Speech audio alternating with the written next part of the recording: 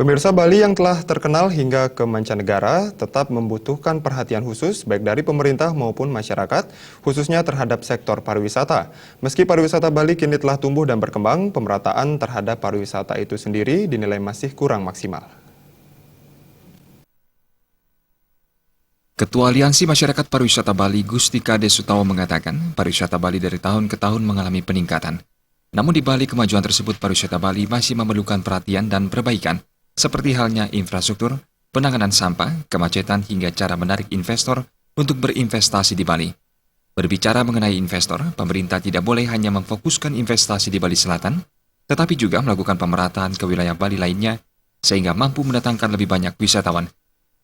Bali dari tahun ke tahun selalu terjadi peningkatan kunjungan, namun perlu banyak perbaikan seperti infrastruktur. Seperti kita tahu sekarang di beberapa daerah juga banyak kemacetan ya.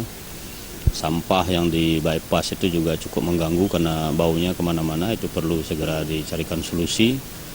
Kemacetan juga perlu dicarikan solusi, dan yang terpenting adalah bagaimana supaya pariwisata ini, para investor itu menginvestasikan uangnya itu tidak hanya numplek di Bali Selatan, tapi juga ke Bali Utara, Timur, Barat ya.